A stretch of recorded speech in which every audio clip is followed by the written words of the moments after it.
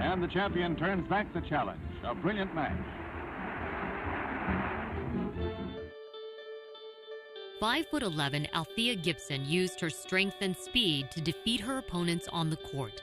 But there was another opponent her skills alone couldn't overcome: segregation.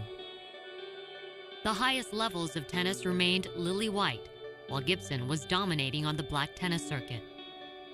It may have remained that way if it wasn't for Alice Marble, a four-time winner of the U.S. Nationals who criticized her own sport for not letting a player of Gibson's caliber compete in tennis's top tournaments. She wrote in the July 1950 issue of American Lawn Tennis magazine, "If Althea Gibson represents a challenge to the present crop of players, then it's only fair they meet this challenge on the courts." Well, I think for Alice, it really was an opportunity and a moment in time for her to really stand up for justice and to support a friend, a peer, and a competitor. Gibson made her debut at the U.S. Nationals walking alongside Marble in 1950. I think at that time in 1950, for Althea to be able to walk on the court as this tall, lanky African-American who was athletic, who was smart, powerful, and really a dominant force in the game at that time, one, for her, it must have been an amazingly nervous moment for her, but also a moment of empowerment for her to be able to walk out on the court and to participate and compete in front of a crowd that have never seen her participate before, and to see her play like the champion that she was. But it wasn't until 1956 when she would win her first major, the French, and start her journey from pioneer to champion.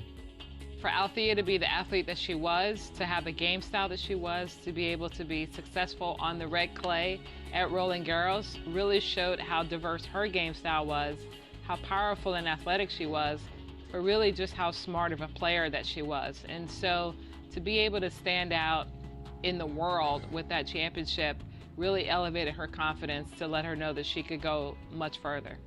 And that she did.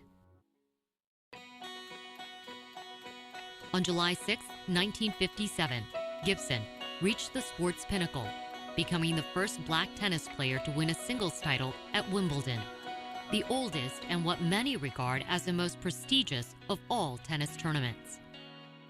It was about breaking the barrier. I mean, a barrier that was there for so many years in a sport that was really for only the rich and famous. She followed up with a U.S. National Championship that same year. Vice President Nixon presents the trophies to two big winners, Althea Gibson and Mal Anderson. And won both tournaments again the following year. Gibson herself has always downplayed her role in breaking down the barriers. In her 1958 autobiography, "I Always Wanted to Be Somebody," she said, "I don't consciously beat the drums for any cause, not even the Negro in the United States." Consciously or not, Althea Gibson led the way for players like Arthur Ashe, Venus Williams, and Serena Williams. To be able to go out and do what she did, to withstand the racism that she felt, and to open doors that have been shut in her face before, I'm thankful for what she did because it has allowed me to do what I've done in my career, but also others that look like me to be able to do what they want and succeed. Althea serving meets unexpected trouble in the opening games. Tackling those unexpected troubles and becoming somebody.